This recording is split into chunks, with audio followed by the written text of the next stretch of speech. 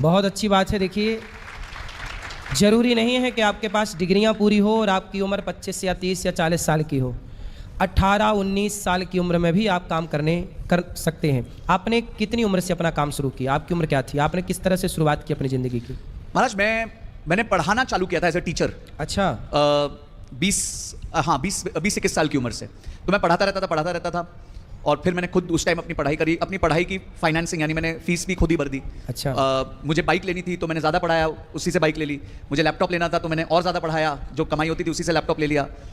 पर हम जब निकले 2008 में पढ़ाई करके तो उस समय बिजनेस के बहुत विकल्प नहीं थे जी। तो मैंने शुरुआत नौकरी से ही करी।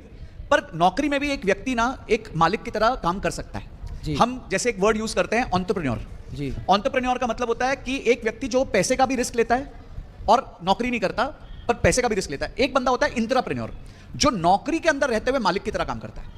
आप भी बड़ी टीम मैनेज करते हैं महाराज यहाँ पे। जी जी। कुछ लोग होंगे जो अपने जज्बे से काम करते हैं, अपने आप काम करते हैं, उनको बताना नहीं पड़ता, उनको समझाना नहीं पड़ता, वो रास्ते अपने आप निकाल लेते हैं। बिल्कुल। वो नौकरी कर रहे हैं पर वो काम मालिक की तरह करते हैं कि नहीं मेरे को इस काम को पूरा करना है। जैसे हम कहते हैं कि जैसे लोग एमबीए करते हैं, मैं कहता हूं एमबीए का मतलब होना चाहिए मालिकाना डिग्री, यानी कि आपको मालिक बनने की डिग्री मिलनी चाहिए। बिल्कुल। और एमबीए जो हो गई है हमारे देश में वो हो गई है नौकरों की डिग्री कि भाई एमबीए करो नौकरी पे लग जाओ। तो मालिकाना जो व्यवहार है वो इस बात से नहीं आता कि आप खुद का काम कर रहे हो कि किसी और के लिए कर रहे हो जी। अगर आपके अंदर वो व्यवहार है मालिकाना तो आप आगे जाके किसी ना किसी दिन मालिक जरूर बनोगे। बिल्कुल। पहले दिन नहीं बनोगे, कुछ साल बाद, 1 साल, 5 साल, 10 साल बाद जरूर बन जाओगे। तो जब मैंने भी अपना करियर स्टार्ट किया महाराज तो मैंने कोशिश यही करी कि मैं चाहे जॉब में हूं पर मालिक की तरह काम करूं, ओनर्स लेके काम करूं कि एक काम पकड़ लिया तो उसको अंत तक लेके जाना है। ये नहीं बोलना यार ठीक है मेरे शाम के 6 बज गए हैं अब मैं अपना लैपटॉप बंद करता हूं चला जाता हूं, काम होगा देखा जाएगा। तो वो व्यवहार जो था, वो बिहेवियर जो था, उसने मुझे आगे जाके अच्छी तनख्वाह भी पाई, मैंने उससे अच्छी ग्रोथ मिली मुझे सैलरी में। अंत में जाके सैलरी ऐसी थी कि काफी बिजनेस उतनी सैलरी नहीं निकाल सकते, उतने अच्छी सैलरी मिली और उस वजह से फाइनेंशियल फ्रीडम मिली कि मैं अपने खुद का कुछ कर सकता था। और कुछ साल पहले मैंने अपना खुद का काम चालू कर दिया। वाह। अच्छा ये बताइए, देखिए सवाल आप सबके मन में उपजना चाहिए, उठना चाहिए, और वो सवाल ये है कि देखो सोचते तो आप लोग भी हैं, प्रयास आप लोग भी करते हैं, काम आप लोग भी करते हैं, और सोचते अडानी, अंबानी, बिल गेट्स ये लोग भी बहुत सोचते हैं, ये भी प्लानिंग करते हैं। आप भी अपने भविष्य को संवारने के लिए नाना प्रकार की तरकीब लगाते हैं, नाना प्रकार के रास्ते अपनाते हैं। अडानी, अंबानी, रिलायंस इत्यादि जो हैं इन्होंने भी तो दिमाग लगाया होगा, तब तो आज सफल होकर के बैठे हैं। तो मैं आपसे ये पूछूं कि जो सामान्य व्यक्ति है उसकी सोच और जो बिल गेट्स और अडानी, अंबानी जैसे लोग हैं इनकी सोच में क्या अंतर है? वो कैसे सोचते हैं और ये कैसे सोचते हैं? बहुत बुरा लगेगा लोगों को यहाँ पे महाराज ये सुनेंगे तो। नहीं, जरूरी इसलिए है ताकि हम अपनी सोच को पहले बेहतर करें। देखिए काम बेहतर हो जाएगा, काम बेहतर हो जाएगा, सब कुछ सफलताएं मिल जाएंगी। हर सफलता के पीछे विचार ही मायने रखते हैं। नहीं, भगवत गीता क्या है? विचारों की ही तो एक पुस्तक है, विचार है भगवान श्री कृष्ण के अर्जुन के लिए। उन्हीं विचारों से प्रेरणा लेकर महाभारत का युद्ध ना लड़ने वाले अर्जुन लड़ने के लिए तैयार हो गए, प्रेरणा ही तो थी। बिल्कुल। तो आज समाज में ये जानना सबको जरूरी है कि जो आप सोचते हैं आपकी सोच में कमी कहाँ है। आप क्यों नहीं बन सकते अडानी, अंबानी? वो ही क्यों बने, आप भी क्यों ना बने? जी जी महाराज देखिए, मैंने अभी एक बहुत अच्छी चित्रपट कहते हैं जैसे मूवी कहते हैं वो देखी, वो है छावा जो छत्रपति संभाजी महाराज की जीवनी के ऊपर बहुत ही खूबसूरत पिक्चर बनाई गई है। और उसमें आखिर में जब छत्रपति संभाजी को पकड़ लिया जाता है जी, और छल से पकड़ा जाता है, और उसके बाद में वो एक बहुत अच्छी लाइन कहते हैं कि मन से जीते जीत है, मन से हारे हार। तो जब आप मन से जीतते हैं तो आप जीत ही जाएंगे, और मन से ही हार जाते हैं तो आप हार जाएंगे। बिल्कुल। हेनरी फोर्ड जिन्होंने गाड़ी का इजाद किया था, गाड़ी पहली बार बनाई थी, उनको पूछा गया, उन्होंने बोला देखो अगर मैं सीमित सोचता तो मैं ये सोचता कि वहां पे तब हॉर्स कार्ट, घोड़ा गाड़ी चलती थी, सही, तो मैं घोड़ा गाड़ी को ज्यादा तेज कैसे करूं, ये एक सामान्य मनुष्य की सोच होती। पर हेनरी फोर्ड ने बोला मेरे को घोड़ा गाड़ी की जरूरत ही नहीं, मुझे कुछ नया लेके आना है, मोटर लेके आनी है कि घोड़े की जरूरत ना पड़े। और वो एक बहुत स्टेटमेंट कहते हैं, वो कहते हैं you think you can do it or you think you can't do it, in both the cases you are right. यानी कि आप सोचते हो कि आप कर सकते हो और आप सोचते हो आप नहीं कर सकते हो, दोनों स्थिति में आप सही सोच रहे हो। सही। तो आप ही की सोच जो है वो डिफाइन करेगी कि आप जो है आगे जाओगे या पीछे जाओगे। पर हमारे यहाँ सोच जो है वो घर वालों से बनती है, चाचा के बेटे से बनती है, फूफा के बेटे से बनती है, ताऊ से बनती है, बुआ से बनती है, मामा से बनती है, मामी से बनती है, चाचा से बनती है, चाची से बनती है। जिन्होंने जीवन में कुछ नहीं किया हम उनकी सलाह लेते हैं। असफल, ये देखो कितनी बात बढ़िया है। नोट देखो, अच्छी बातों को नोट करिए। दिमाग में या कागज कलम लेकर, कभी भी असफल व्यक्ति से सलाह नहीं लेनी, क्योंकि असफल व्यक्ति सलाह देगा तो वो खुद को ही सफल बना लेता। पहला। दूसरा, कैकई माता थी, उन्होंने अपनी दासी मंथरा से सलाह ली। सलाह किससे ली? मंथरा से। अरे आप महारानी है कैकई, आप राजा दशरथ जी की पत्नी हैं, आपको सलाह लेनी थी तो गुरु वशिष्ठ जी से लेते जी। माता अरुंधति से लेते, आपको कैकई होकर के मंथरा से, जो तुम्हारे यहाँ झाड़ू पोछा लगा रही है। सलाह देने वाला कौन है? अर्जुन को सलाह देने वाले थे कृष्ण, और दुर्योधन को सलाह देने वाला था शकुनी। ये बहुत मायने रखता है कि जीवन में सलाहकार कौन है। बिल्कुल महाराज, आपने बहुत अच्छी बात कही। और महाराज मैं एक बात कहता हूं, आप सब में से यहां पे बड़ी गाड़ी किसको चलानी है? बस इतने लोगों को ही चलानी है। बड़ी गाड़ी किसको चलानी है? मर्सिडीज किसको चलानी है? बीएमडब्ल्यू किसको चलानी है? तो भाई अगर आपको मर्सिडीज बीएमडब्ल्यू चलानी है तो उससे सलाह लेना छोड़ दो जो स्कूटर भी नहीं चला पा रहा है। हम गलती यही कर रहे हैं महाराज, जो स्कूटर नहीं चला पा रहा है या जो स्कूटर पे घूम रहा है उसकी सुन सुन के बोलते हैं ठीक है मुझे तो गाड़ी खरीदनी है। अरे कैसे खरीदोगे? उसकी सुनो जिसने जीवन में गाड़ी खरीदी है, और उसकी सुनो जिसने जीवन में दूसरों को गाड़ी खरीदवाई है। जब हम ऐसे लोगों को अपने संगति में रखेंगे तो हमारी प्रगति होनी तय है महाराज। अच्छा ये बताइए, जो गांव है, गांव के लोग जो सोचते हैं और शहर के लोग जो सोचते हैं, इन दोनों की सोच में अंतर क्या है? महाराज मैं गांव और शहर पे इतना फोकस नहीं करता, बिकॉज मुझे ऐसा लगता है कि हमारे कई बड़े बिजनेसमैन जो हैं वो गांव से आए हैं। जैसे अनिल अग्रवाल जी जो वेदांता के मालिक हैं, जो आज भारत की नहीं दुनिया की सबसे बड़ी कंपनियों में एक है, उसके मालिक बिहार से आए जी। मुकेश अंबानी के फादर साहब धीरू भाई अंबानी देश के सबसे बड़े बिजनेसमैन चोरवाड़ गांव से आए थे, गुजरात के जी। तो मुझे शहर और गांव से ज्यादा मुझे ऐसा लगता है कि जो प्रगतिशील आदमी होता है, जिसकी मानसिकता प्रगति करने की होती है, वो कभी भी पढ़ाई पे फोकस करता है, सीखने पे फोकस करता है। जी। हमारे यहाँ क्या है महाराज कि एक व्यक्ति 20 साल 22 साल 21 साल पढ़ाई करता है और उसको लगता है बस अब मेरे को जीवन में पढ़ने की जरूरत नहीं। अच्छा हमारे मम्मी पापा भी इसमें काफी बार खेल करते हैं, बेटा एक बार 10वीं कर ले लाइफ सेट हो जाएगी, एक बार 12वीं कर ले लाइफ सेट हो जाएगी, इंजीनियरिंग कर ले लाइफ सेट हो जाएगी। तो आदमी ना थक थक के पढ़ाई करता है, उसके बाद बस यार थोड़ा और कर ले। पर लाइफ की जो पढ़ाई है, अब देखिए पिछले 5 सालों में दुनिया इतनी तेजी से बदली है, टेक्नोलॉजी इतनी तेजी से हम सबके हाथ में आ गई है। हमारा समय 2019 में एक आम व्यक्ति का समय फोन पे 2 घंटा जाता था महाराज, आज 7 घंटा जाता है, 7 आवर्स। तो यानी कि टेक्नोलॉजी ने हमें टेक ओवर कर लिया है। तो अगर आप 2000 समझिए 1990 के पढ़े हैं, 80 के पढ़े हैं, 70 के पढ़े और आप बोलते हैं मेरे को चेंज करने की जरूरत नहीं है, तो फिर आपकी प्रगति नहीं हो सकती। तो अगर किसी को भी प्रगति करनी है जीवन में, आगे बढ़ना है, तो जो चल रहा है, जो नई चीज है, उसको अपनाना पड़ेगा, उसको सीखना पड़ेगा। इससे ये सिद्ध हो गया कि गांव के हम हैं या शहर के हम हैं, इससे कोई फर्क नहीं पड़ता। बस हमें अपनी शिक्षा को मजबूत करना है और आज की टेक्नोलॉजी का प्रयोग करना है। जैसे पहले लोग कहते थे अरे पैसा तो हाथ का मैल है, पैसा तो हाथ का मैल है। बताओ पैसा हाथ का मैल है? तो महाराज अगर मैल है तो दान कर दें। पैसा हाथ का मैल नहीं है महाराज, पैसा माथे का तिलक है। बिल्कुल, पैसे माथे का तिलक है। सबसे पहले ये गलतफहमी निकाल दो, पैसे हाथ का मैल है ये कहावतें हैं, और किसी स्थान पर किसी मैटर पर ये सही भी हो जाए कि चलो भाई जब व्यक्ति बीमार पड़ता है तो माँ बाप घर बेच बेच करके, ज़मीनें बेच बेच करके बच्चे का इलाज कराते हैं, है ना। बच्चे की जान बचनी चाहिए, घर बिके तो बिक जाए, ज़मीन बिके तो बिक जाए, ये मानसिकता सबकी है। उस समय बच्चे के आगे तो पैसा हाथ का मैल है, तो उसके लिए ये बात कही गई है।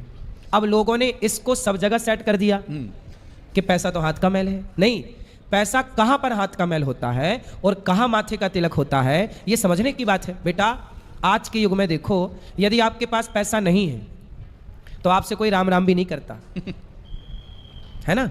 पैसा है तो लोग आपका सम्मान कर रहे हैं, इसलिए पैसा कमाओ, परंतु ये याद रहे कि पैसा कमाने के समय आप ये ना सोचें कि नहीं अब पैसा कैसे भी कमाओ। तो मर्डर करके पैसा कमा रहे हैं लोग, चोरी करके कमा रहे हैं, गांजा बेच के कमा रहे हैं, ये गलत रास्ते से नहीं। पैसा कमाना है पर सही रास्ते से कमाना है। बताइए पैसा कमाने का सबसे सरल तरीका क्या है? लोग कहते हैं, हम इन नौजवान बच्चों से जब कहते हैं कि आप बिजनेस करो, तो वो एक ही सवाल करते हैं क्रॉस क्वेश्चन कि बिजनेस करने के लिए पैसा चाहिए। हमारे पास तो इतना पैसा है नहीं। जब पैसा ही नहीं है तो हम बिजनेस क्या करें, हम तो नौकरी करने के लिए मजबूर हैं। तो क्या उत्तर होगा इनके लिए? महाराज देखिए, ये वापस हारे हुए मन की कहानियां हैं जी। जैसे आपने पैसा हाथ की मैल है बोला, ये उन लोगों के लिए जिनके लिए अंगूर खट्टे हैं, जो जिंदगी में पैसे नहीं कमा पाते, वो ऐसी बातें करते हैं। बिल्कुल। क्योंकि वो परिश्रम और मेहनत नहीं करना चाहते। सही है। बिल्कुल परिश्रम और मेहनत नहीं करना चाहते। हमारे एक कहावत है कि अगर आपको ये पता है कि आपको जिंदगी में क्या चाहिए, तो सब कुछ यहां उपलब्ध है, सब कुछ यहां पे पर्याप्त है। आपको नॉलेज चाहिए, आपका YouTube है, Instagram है, आज इतने प्लेटफॉर्म्स है जिससे आप आराम से फ्री की नॉलेज ले सकते हो। बिल्कुल सही कह रहे हैं। आप YouTube पे वीडियो बना के सबके घर तक पहुंच सकते हो। पहले सबके घर तक पहुंचने के लिए आपको टीवी चैनल को पैसे देने पड़ते थे। अब YouTube को आपको कोई पैसे देने की जरूरत नहीं है, बस अपने आप को अच्छा करो। महाराज प्रॉब्लम यह है कि लोग अपने आप को अच्छा नहीं करना चाहते, केवल रोते हैं भाग्य के नाम पर। बस कि मेरा भाग्य खराब है। मैं हमेशा कहता हूं 7.5 भी 7.5 साल ही होती है, उसके बाद तो वो चली जाएगी। पर अगर आप मेहनत करते रहोगे, आप आगे परिश्रम करते रहोगे। महाराज मैं अभी आज आपके बारे में ही चर्चा कर रहा था हमारे मित्र अर्पण जी से, और उन्होंने कहा कि किस तरीके से आप करीबन 15 से 20 साल से मेहनत कर रहे हैं, कथाएं कर रहे हैं, परिश्रम कर रहे हैं, और आपने भी आज बताया कि करीबन 8-10 साल से तो आप माताओं की सेवा कर रहे हैं, और अब जाके आप दुनिया के सामने जब आए तो दुनिया ने आपको इतना प्यार दिया। पर अगर आप पहले दिन अपना याद करें, जब पहला दिन परिश्रम हुआ था, तो क्या आपको इस तरीके का अभाव हुआ था, या आपको इस तरीके की फीलिंग हुई थी कि इतने लोग होंगे मेरे पास? तो हम हमेशा कहते हैं कि every overnight success is a measure of at least 10 years, यानी 10 साल की मेहनत लगती है, फिर वो रात आती है जिस दिन अचानक से आप हीरो बन जाते हैं। सही है। तो अगर आप ये सोच रहे हैं मैं पहले दिन मेहनत करूंगा और मैं अगले दिन हीरो बन जाऊंगा, वो नहीं होने वाला। अच्छा, जो बिना मेहनत के हीरो बन जाते हैं रातों रात वायरल होके, वो महीने भर के अंदर फ्लॉप भी हो जाते हैं। बिल्कुल, वो बस चढ़ती क्यों? कला उतर गई। क्योंकि आपने वेश तैयार नहीं किया। इसका एक उदाहरण मैं आपको दूं। वो एक महिला ट्रेन में गाना गाया करती थी, हाँ, रातों रात सुपरस्टार हो गई, है ना, और खूब गाने के ऑफर आने लग गए बम्बई से। परंतु क्या हुआ, बाद में एक गाना गाया, एक गाना मिला उसको, उसके बाद वो घर पे बैठी है, पोछा लगा रही है, झाड़ू लगा रही है घर पर। तो बेस तैयार नहीं था, और आप सफल तो हो गए। इसलिए लता जी सदा रही। देखो, सफल हो जाना बड़ी बात नहीं है, सफलता को सदा के लिए मेंटेन बनाए रखना बड़ी बात है। सदा के लिए मेंटेन रहे। सफल बहुत लोग हुए, पर वो सफलता पर टिके नहीं रहे बहुत लंबे समय तक। उस मुकाम तक पहुंच तो गए, पर टिक नहीं पाए। अच्छा, आप बताएं, ये कई बार मैं भी सोचता हूं और लोगों को बताता भी हूं कि क्या हमें कर्जा लेना चाहिए? बैंक से लोन इत्यादि है। मुझे लगता है कि ना, लोगों से कर्जा नहीं लेना चाहिए, क्योंकि लोगों का कर्जा ना खतरनाक होता है। लोगों का मतलब, जैसे मैंने आपसे 1 लाख रुपए ले लिए, तो आप मुझसे ब्याज लेंगे 2-3% या 5%, जो भी बाजार का रेट होगा, और उसके बाद फिर आप दादागिरी भी दिखाएंगे नहीं देने पर। बहुत स्वाभाविक भी है, चलता है बाजार में। इसलिए मैं आपसे कहता हूं कि व्यक्ति से कर्जा ना लो, कोशिश करो कि लोगों से कर्जा लेने से बचें। आप अपने को इतना बढ़िया मेंटेन करें अपनी फाइल को कि आप बैंक से कर्जा ले लें। अच्छा, बैंक से कर्जा ले लेना भी सही है, पर समय से चुकाना भी सही है, उतना ही पैसा लेना चाहिए। आप बताइए, कर्जा लेके कार्य कर, बैंक से लोन लेना सही है कि गलत? पहले इस पे बात करते हैं। महाराज, इस पे मैं एक बहुत मजेदार बात कहूंगा। वो बात यह है कि लोन लेने से पहले, उदाहरण दूंगा, अगर कोई व्यक्ति जिम जाता है, पहले दिन जाता है, तो क्या वो पहले दिन 25 किलो का डंबल उठा पाएगा? या वो पहले दिन जो है 2 घंटे ट्रेडमिल पे, 1 घंटे ट्रेडमिल पे भाग पाएगा? नहीं कर पाएगा। परफेक्ट, सही। पर वहीं वो एक आदमी को देखेगा जो 25-30 किलो का डंबल बड़े आराम से उठा रहा होगा। सही है, सही है। वो क्यों उठा रहा होगा? क्योंकि उसने अपनी क्षमता बनाई। वो पिछले 6 महीने 12 महीने से हो सकता है रेगुलर लंबे समय से अभ्यास कर रहा है। अभ्यास यानी तो कौनते है। सही है। तो अब लोग क्या कोशिश करते हैं, मैं उधार लूं और कोई जुआ खेल लूं, कुछ ऐसा खेल लूं कि रातों रात पैसा डबल हो जाए। अब मुकेश अंबानी पे 3 लाख करोड़ का उधार है कर्जा, गौतम अडानी पे 1.5 लाख करोड़ का उधार है कर्जा है। हाँ, और यहाँ लोग 1.5 लाख रुपए के उधार से रोने लग जाते हैं। उनके ऊपर 1.5 लाख करोड़ का उधार है और वो इतना आराम से सोते हैं। वो किसका? बैंक का कर्जा? वो बैंक का कर्जा है, पूरा बैंक का कर्जा है। अंबानी जी पे 3 लाख करोड़ का कर्जा है। उनके साल की ब्याज 25,000 करोड़ की है, पर दूसरी तरफ उनके साल की कमाई 1.25 लाख करोड़ की है। तो जब 1.25 लाख करोड़ में से 25,000 करोड़ देना पड़ता है, तो बड़ा छोटा सा अमाउंट लगता है। इसका मतलब ये हुआ, मैं अपनी भी बात बताऊं, मैंने गांव में बहुत लोगों को देखा है कि एक सामान्य आदमी था, उसके पास घर नहीं था जी, और वो मेरे जानने वाले थे, तो उनके पास घर नहीं था। अब घर खरीदने के लिए उन्होंने जब घर देखा उस समय पर, तो घर था 30 लाख रुपए का। अब 30 लाख रुपए किसी के पास, सामान्य अपन लोग जो हैं, सामान्य व्यक्ति के पास 30 लाख कहाँ होता है कि एक दिन में उठा के हम आपको 30 लाख रुपए दे दें। लेकिन वो 25-50 हज़ार की लाख रुपए की व्यवस्था तो कर ही सकता है, पर 30 लाख एक दिन में नहीं आता। तो उसको फिर मैंने कहा कि भाई आपको घर लेना है तो आप बैंक का दरवाज़ा खटखटाओ।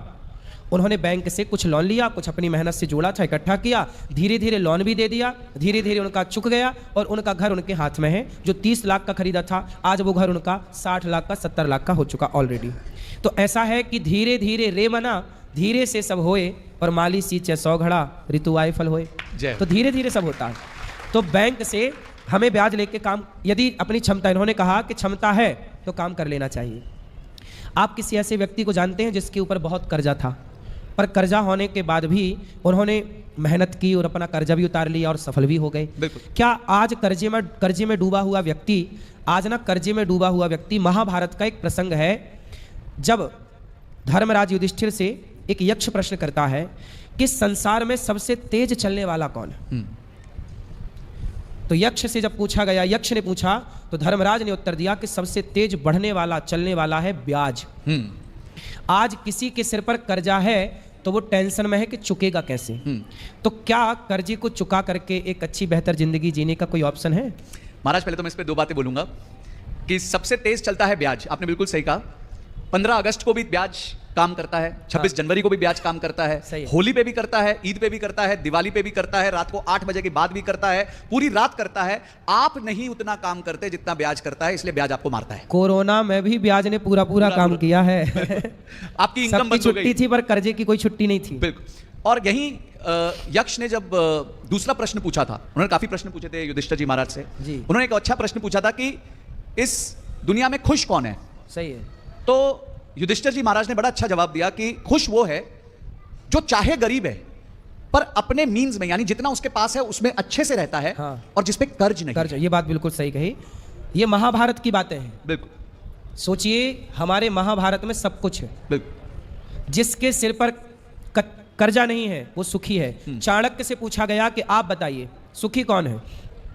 चाणक्य कहते हैं जिसकी पत्नी आज्ञाकारी है और जिसका पुत्र आज्ञाकारी है और जिसके सिर पर कर्जा नहीं है, उससे सुखी तो इंद्र भी नहीं है। तो जी हाँ, सॉरी महाराज। तो बेसिकली हमें अगर खुश रहना है तो हमारे पे कर्जा कम होना चाहिए या इतना होना चाहिए जो हम चुका सके हमारी कमाई से। मैं इसलिए कहता हूं कमाई का 20 से 30% से ज्यादा आपका इंटरेस्ट और ईएमआई जिसे हम कहते हैं जी, भत्ता कह ले एक तरीके से, कि अगर मेरी कमाई 1 लाख रुपए महीना है तो मेरे पे 30,000 रुपए महीने से ऊपर का ब्याज और भत्ता नहीं होना चाहिए। तो इस स्थिति में मैं एक सुखी इंसान रहूंगा, मैं अपना घर भी बना लूंगा, अच्छी गाड़ी भी चला लूंगा, जिंदगी के अच्छे सुख भी प्राप्त कर लूंगा और मेरे पे रोजमर्रे का बोझ नहीं होगा। तो अगर मैं अपनी कमाई का कुछ हिस्सा कर्ज में दे दूं तो मैं कर सकता हूं, पर वो हिस्सा 30% से ज्यादा का नहीं होना चाहिए। दूसरा महाराज